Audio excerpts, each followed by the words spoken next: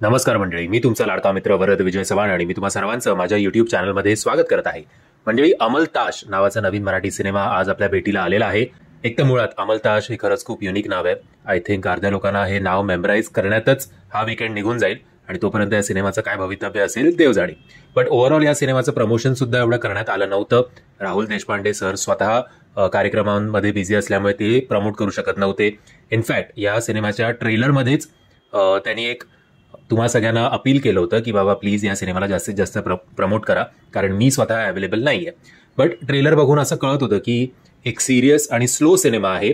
But जेव्हा आपण हा सिनेमा बघतो तेव्हा या सिनेमामागे असलेले जे इमोशन्स आहेत ते आपल्याला कळतात आणि ते इमोशन्स जेव्हा आपण मोठ्या पडद्यावर बघतो तेव्हा न कळतपणे आपलं मन जे आहे ते हळवं होऊन जातं, आपल्या डोळ्यात पाणी येतं.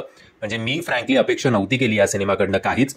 टू बी फ्रँक, ट्रेलर बघून मला अत्यंत स्लो आणि ओके मूवी वाटला होता. बट जेव्हा या सिनेमाची कथा उलगडत गेली मोठ्या पडद्यावर तेव्हा या सिनेमाचं गांभीर्य कळलं. आता गोष्ट आहे राहुलची. राहुल अर्थातच राहुल देशपांडे स्वतः ते एक सिंगर असतात, एक गायक असतात. काही कारणांमुळे ते त्यांचं जे सिंगिंग आहे ते सोडून देतात आणि एक म्युझिक वर्कशॉप चालवतात.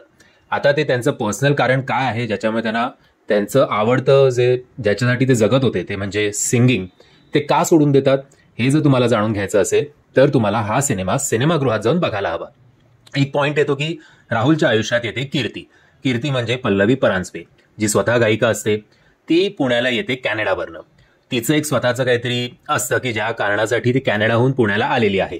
आता ती का आली आहे, काय तिचं स्वार्थ आहे का यामागे, की जेन्युइन काहीतरी इमोशन्स आहेत, हे पुन्हा जर तुम्हाला जाणून घ्यायचं असेल तर तुम्हाला हा सिनेमा बघायला हवा सिनेमागृहात. आता राहुल आणि कीर्ती एकमेकांच्या प्रेमात पडतात.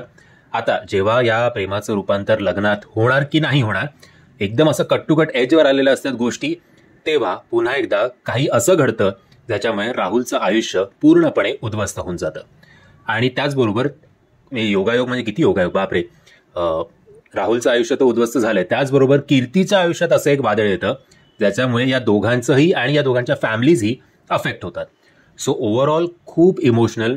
आणि मला माहिती नाही आत्ता 2024 साली जेव्हा ऑलरेडी आपल्या आयुष्यात एवढे टेन्शन्स आहेत तर हे विकतचं अजून टेन्शन सिनेमागृहात जाऊन बघणार कोण.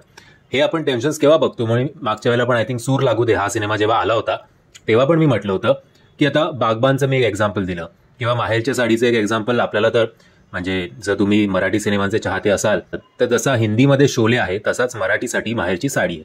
आता माहेरची साडीची गाणी फेमस झाली होती, त्या कॅरेक्टरशी प्रत्येक बायका कनेक्ट झाल्या होत्या.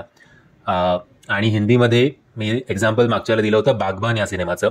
बागबान या सिनेमा पण हा खूप इमोशनल होता, पण स्टार्टिंगपासून इमोशनल आहे. स्टार्टिंगला गाणी होती, आईला हे म्हातारं जोडपं काय नाचताय, काय फिट आहेत, काय दिसतायत, याच्यात आपण प्रेमात पडलो होतो. आणि मग हळूहळू एकदमच ड्रास्टिकल चेंज त्या स्टोरीने घेतला होता. अनफॉर्च्युनेटली मराठीमध्ये हा कमर्शियल ॲस्पेक्ट जो आहे ना तो खूप कमी पडतो आणि त्याच्यामुळे सिनेमा किंवा कथा कितीही चांगली असली तरीही प्रेक्षक सिनेमागृहात जाऊन असा काही फार इंटरेस्टेड नसतो तो सिनेमा बघण्यासाठी. ही खरंच खूप दुर्दैवाची गोष्ट आहे. ही स्टोरी आहे सुहास सरांची आणि त्याचबरोबर मयुरेश वाघ आणि सुहास सरांचा स्क्रीन प्ले आहे, जे तुम्हाला पार्ट्समध्ये नकळत तुमच्या डोळ्यात पाणी आणेल.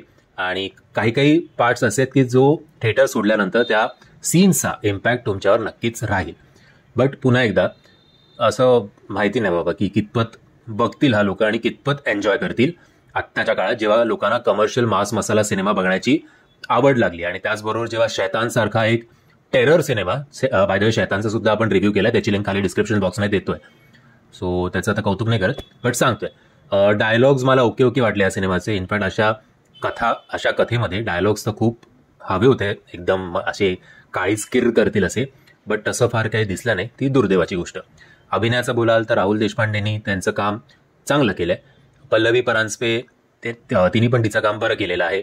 दीप्ती माटे राहुलची जी बहीण झाली आहे तिने पण बरं केलंय. सो ओव्हरऑल अजून पण बरेच आहेत, प्रतिभा पांडे असतील किंवा त्रिशा कुंटे असतील, अजून खूप जण आहेत, मला माफ करा मला नावं आठवत नसतील तर.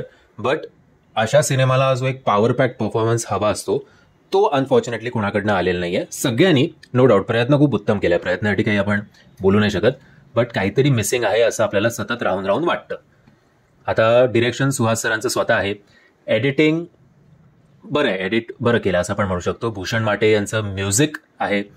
मी मगाशी तो पॉईंट म्हटला की म्युझिक असं काही फार कुठे मला दिसत नाही आहे कोणाच्या MP3 प्लेअर, MP3 नाही प्लेलिस्टमध्ये. MP3 प्लेअर आम्ही कॉलेजला असताना हा टर्म आम्ही वापरायचो.